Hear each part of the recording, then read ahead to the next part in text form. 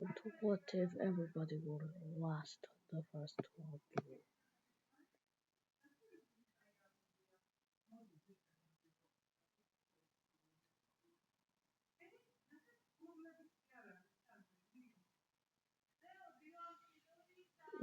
In the last episode, the second war ended, and in this one, we're gonna be looking at Japan. Well, Japan is fighting a stronger, more probably Republican America.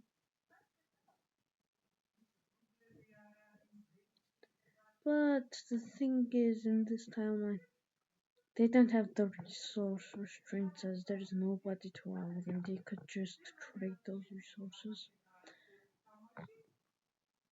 I mean, the only enemies they have is America. The French colonies are just an exiled government, which had fine friends in the last episode. So China in this timeline gets defeated by Japan over the continuation of many years. This isn't even involving the actual full occupation. No, there are a bunch of guerrillas here, but yes. The war ends in a Japanese victory. The Japanese will take Guangdong for its very rich areas, Chongqing, and these small ports, while the north becomes a mandatory neutral state, and the center becomes, instead of a reformed republic, and probably Qing restoration government. So the but Qing dynasty won't come back as in this time the republic barely exists. It's under Japanese occupation currently, and China is divided between Ma province, which is under an Wahhabist movement to this area is majority Islamic, I think. So these areas are planning to liberate China and then convert it to Islam. And now we also have these areas, which are East Turkestan.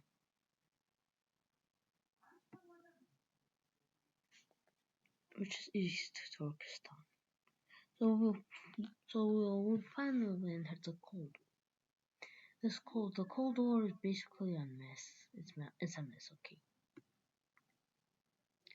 Firstly, what are the different superpowers? On the one hand, you have the resurgent Axis, recovering from the Great Europeans, recovering from the Second World War.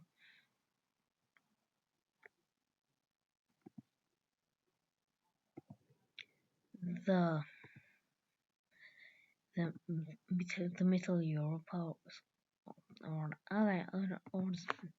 let's just call this intermarium, as the Poles are basically dominating this alliance. So this alliance includes all of these countries, along with Georgia, the last remnants of the Ottoman Empire,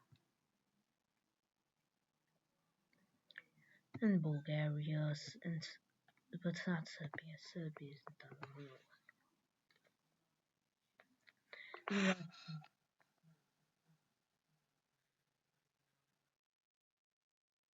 These are the core members of the Middle Europe Alliance, the home sphere. And they have secondary members. These are second. This is the Middle Europe Alliance. Then there's the American and the Entente. The Entente includes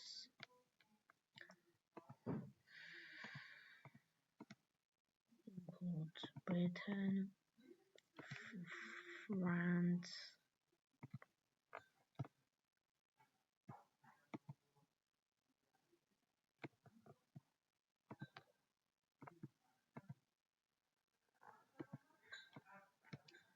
Now, full colonial collapse didn't happen right away.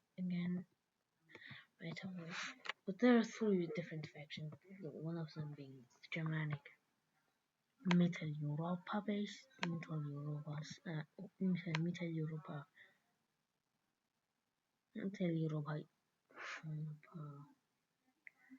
which currently is allied to the Arabic and to the Arabs. While the Soviet Union well controls of Russia. Oh, okay. And these two are also part because they are actual puppet states of the Arabs. I mean, same as, but not as serious independence and is pro-Entente. But there is a difference. I mean, the Middle Europa is dominating the industry as the colonies are failing. So as you can see, we have a new Cold War. It's basically based on Franco-German rivalry. Oh, it's this way, Jen.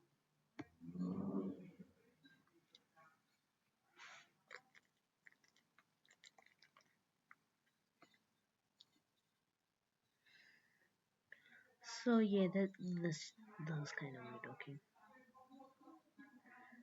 what happens to Greece in this timeline? Well, basically, since the Ottoman Empire is the Rome state, it collapses. Yeah, the Ottoman Empire collapses. The Ottoman Empire is now under threat between has the Greeks decide to declare war on the Ottoman Empire for more land and to enter the Byzantine Empire. The Bulgarians want to reform the Byzantine Empire under their reign. So we have two Byzantine history. Yeah.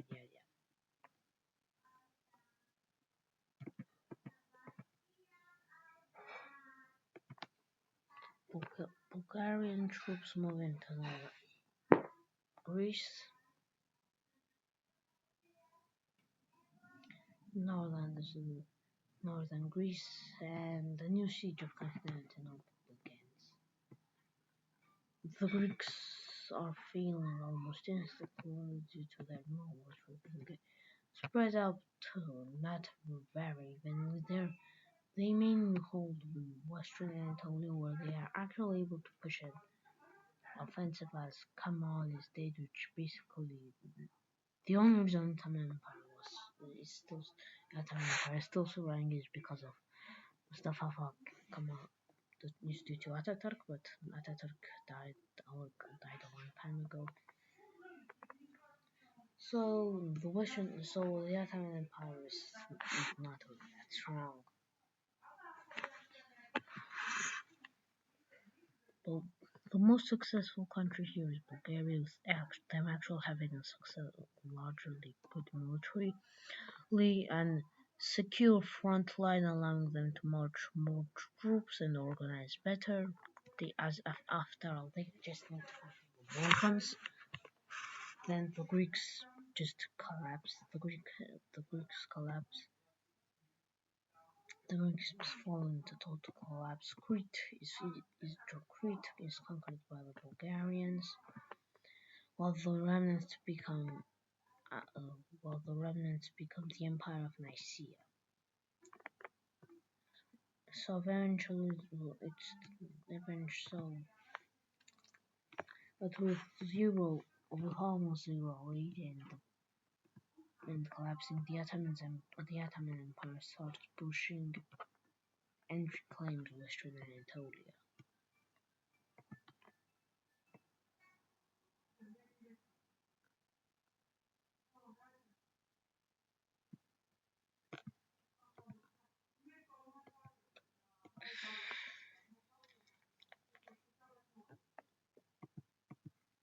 So So this is not very historical as by the 1950s, but the Bulgarians are technically at war with the Ottomans. This is I like to call this the Byzantine Wars. This is over Constantinople, the Constantinople Wars. Istanbul never exists. Okay, Istanbul in this timeline doesn't exist. It's called Constantinople. It's either Sarograd, yeah, Constantinopolis, Constantinople, yada yada yada. But I mean, the Bulgarians aren't able to push that far. But the Greek population decides to declare independence, and the Ottoman Empire collapses. The Sultan flees to Syria as like Western Armenia as West Kurdistan breaks up, and it entirely collapses, with the last remnants of the Turkish army controlling Ankara until they lasted to the Third Bulgarian Empire, which with the control of Constantinople they declare themselves the Byzantine Empire, claiming to be an successor of Eastern Rome. And since Russia has already fallen, the fourth Rome has awoken. The fourth.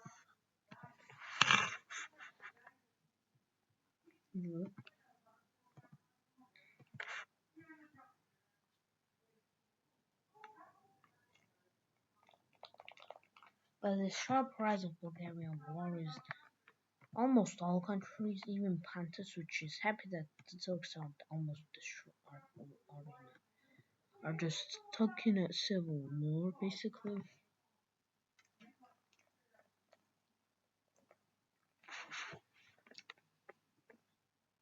But the Bulgarians have a thing to choose. What side do they join? Firstly, since the Ottoman Empire fled to Syria, their loyalists in the east also joined Little Europe. The Bulgarians don't like the Ottomans, so the Bulgarians joined the Entente, even though they were originally part of the Central Powers.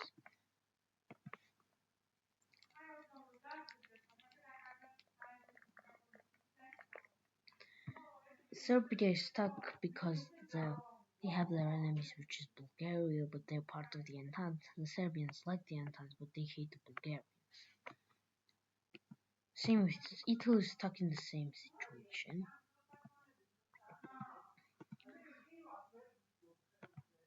But all of that changes when Bulgaria decides to invade both Serbia and Albania. This is still not technically the Cold War, it's the beginning of the Cold War. The Cold War will be Season 2, and maybe in post-Cold War might be Season 3.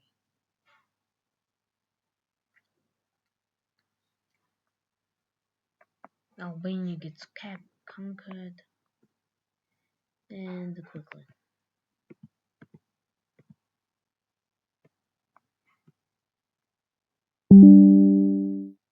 But Bosnia remains still creating, and then they declare independence. The Bosnia-Herzegovina is split between Bosnia, which is the Bosniak part, and there's Nova or Nova Spratska,